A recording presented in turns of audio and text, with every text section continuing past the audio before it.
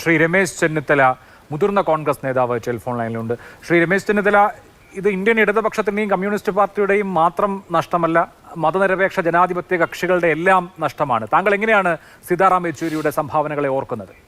100% അത് ഇന്ത്യൻ മതേതരത്വത്തിനും പ്രത്യേകിച്ച് ഇന്ത്യ മുന്നണിക്കും ഒരു തീരാത്ത നഷ്ടമാണ്.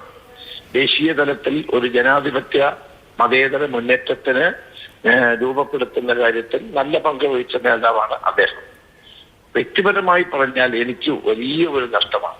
ഞങ്ങൾ വിദ്യാർത്ഥി കാലം മുതൽ ഒരുമിച്ച് പ്രവർത്തിച്ചവരാണ്. ഞാൻ യൂത്ത് കോൺഗ്രസിന്റെ അഖിലേന്ത്യാ പ്രസിഡന്റ് ആയിരിക്കുമ്പോൾ അദ്ദേഹം അന്ന് DYFയുടെ അഖിലേന്ത്യാ ജനറൽ സെക്രട്ടറി ആയിരുന്നു. ഞങ്ങൾ സോവിയറ്റ് യൂണിയനിൽ ഒരുമിച്ചാണ് 2 ഡെലിഗേഷനെ നയിച്ചത്.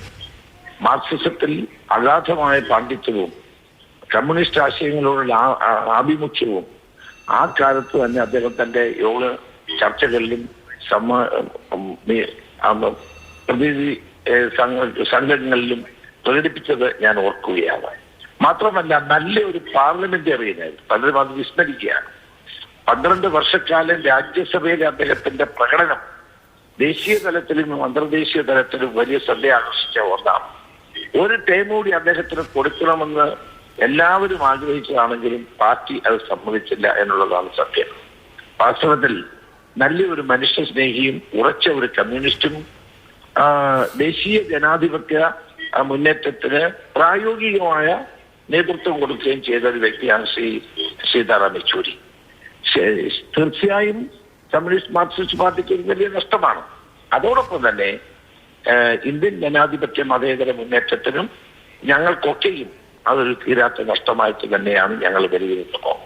തീർച്ചയായും ശ്രീ രമേശ് ചെന്നിത്തല, ഒറ്റ കാര്യം കൂടി, അദ്ദേഹത്തിന് കോൺഗ്രസുമായി ഒരു സവിശേഷമായ ബന്ധം ഉണ്ടായിരുന്നു എന്ന് ഞാൻ പറയും. അത് ഒരു പക്ഷേ വേറൊരർത്ഥത്തിലല്ല, മറിച്ച് BJP ആണൊരു വലിയ ശത്രു. അതുകൊണ്ട് BJP മാറി നിൽക്കണം, കോൺഗ്രസ് നമുക്കൊരു പ്ലാറ്റ്ഫോമിൽ നിൽക്കാൻ പറ്റുന്ന കക്ഷിയാണ് എന്ന് വിചാരിച്ചാകാം. അപ്പോൾ 2004 ഒന്നാം UPA രൂപീകരണത്തിൽ യെച്ചൂരിയും അതുപോലെ തന്നെ സുർജിത്തും വളരെ കാര്യക്ഷമമായ പങ്ക് വഹിച്ചിട്ടുണ്ട്. അതിനു മുമ്പ് 96 ഐക്യമുന്നണിക്ക് കോൺഗ്രസിന്റെ പിന്തുണ ഉറപ്പാക്കുന്നതിൽ സീതാറാം യെച്ചൂരി അദ്ദേഹത്തിന്റെ റോള് വഹിച്ചിട്ടുണ്ട്. പിന്നെ ഇപ്പോൾ ഏറ്റവും ഒടുവിൽ രാഹുൽ ഗാന്ധിയുമായി വളരെ നല്ല കോടികളായിട്ടുള്ള ബന്ധം സൂക്ഷിക്കുകയും ഇന്ത്യ മുന്നണിയെ സംബന്ധിച്ച് അദ്ദേഹം ഒരു പ്ലാറ്റ്ഫോമിന് വേണ്ടി ശ്രമിക്കുകയും ചെയ്യുന്നതാണ്. അങ്ങനെ കഴിഞ്ഞ ഒരു 3 പതിറ്റാണ്ട് എടുത്താൽ കോൺഗ്രസുമായി നല്ല ബന്ധം സൂക്ഷിക്കുന്ന ഒരു നേതാവ് എന്നുള്ള നിലയിൽ കൂടി നമുക്ക് യെച്ചൂരിയെ വിലയിരുത്താമോ?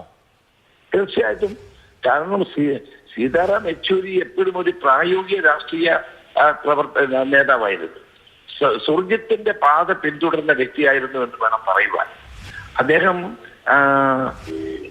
എന്നും ഇന്ത്യയിൽ BJPയും ജനസംഘത്തിനുമെതിരെയുള്ള പോരാട്ടം നടത്തണമെങ്കിൽ കോൺഗ്രസ് കൂടെ ഉണ്ടായേ മതിയാകൂ എന്ന ചിന്താഗതിക്കാരനായിരുന്നു.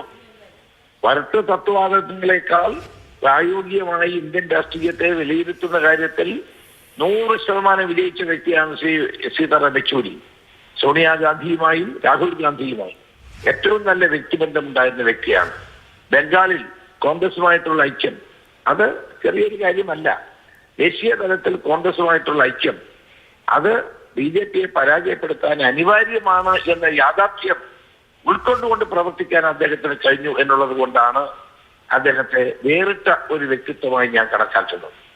അത് നമ്മുടെ നാടിന് അനിവാര്യമാണ്, രാജ്യത്തിന് അനിവാര്യമാണ് എന്ന ഉറച്ച വിശ്വാസത്തോടു കൂടിയാണ് ഇന്ത്യ മുന്നണിയുടെ രൂപീകരണത്തിന് വേണ്ടി അദ്ദേഹം പ്രവർത്തിച്ചത്, അത് യാഥാർത്ഥ്യമാക്കിയത്. തീർച്ചയായും. വളരെ നന്ദി ശ്രീ രമേശ് ചെന്നിത്തല.